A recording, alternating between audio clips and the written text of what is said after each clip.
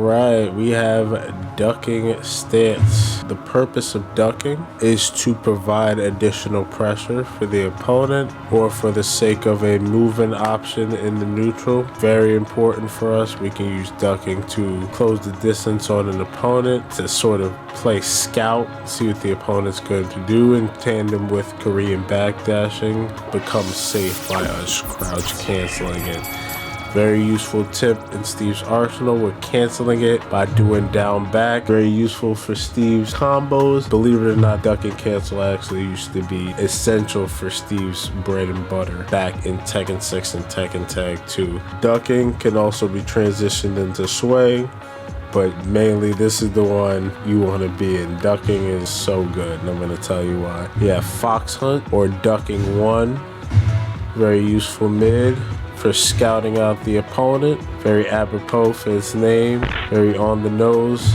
Fox Hunter will hunt out and scout and test an opponent. On block, it's -7, so you're not losing a whole lot of advantage. I mean, it is your opponent's turn, but around -7 is the range where you can sort of play around with it. At 3 frames, the opponent doesn't get anything guaranteed, and you can also still mess around with your opponent, even continue your pressure if your opponent's not aware. On counter hit, this move will launch.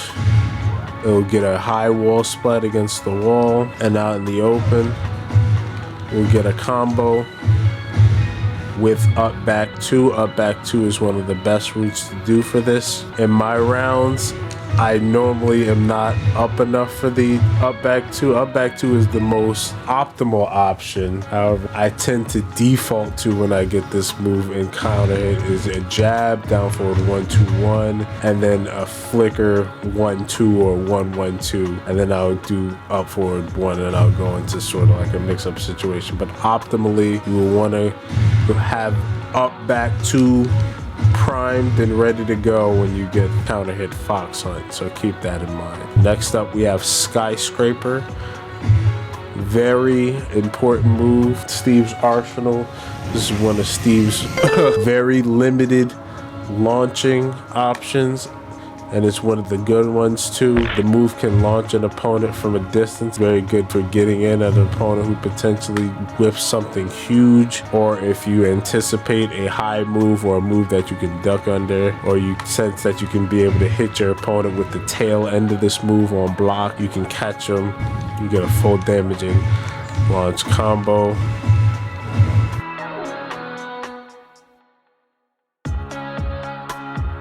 On block, it is -14, so you'll be eating some pretty significant damage at range 1. So at -14, it's not death if you get hit by it. Some characters can launch this, like Brian's Jet Upper, Perfect Electric, some hop kicks. However, you'll rarely get punished for this, even at high level, specifically because of the distance between you and your opponent, which makes this pretty good to poke out with from time to time. Not all the time, but look at that, just out of jab range. So if your opponent's first instinct is to jab after being touched with something on block, you can catch them with something low standing or while standing. So it's very easy to mispunish when an opponent attempts to punish your move on block, but instead whiffs and causes a counter launch situation for you. Next up, we have Punisher. We're gonna get through these quickly. Ducking forward 2. This move is repeatable, and what I mean by that is after you do it,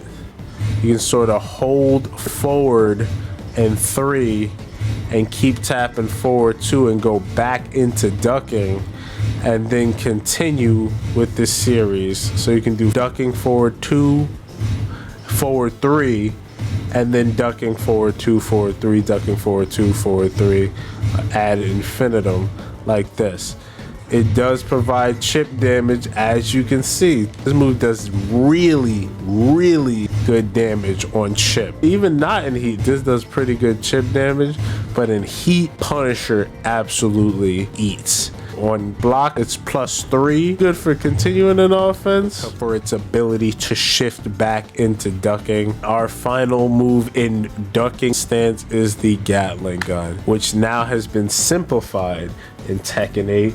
thankfully, because this was a major barrier for me as a Steve player. I actually, fun fact, came into Steve because of Gatling gun. However, this input was a lot more complex in that now it's 1 + 2 4 times, so you just get it very easily. But back pre-Tekken 8, as in Tekken 7, Tekken Tag 2, Tekken 6, this input was actually ducking 1 + 2 and then 1 2 1 2 1 2 1 2 individually after that initial 1 + 2, making it much harder to hit. Some people like sort of pianoed the buttons if you had stick, or if you played claw style you could sort of tap, but I did not play claw style, so my consistency on landing the full Gatling and thus full damage was very low. It's a lot easier to input in this game. You'll mainly be using this at the wall, or you get a wall splat.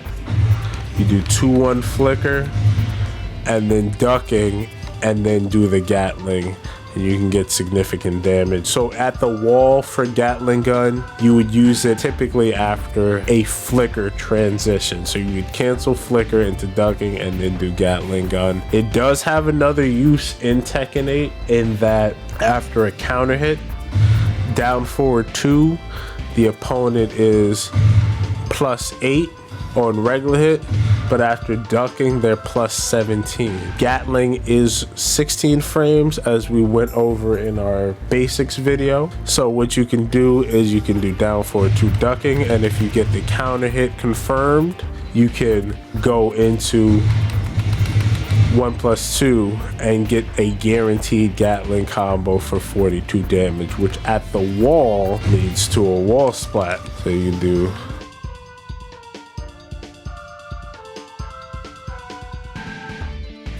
something like that.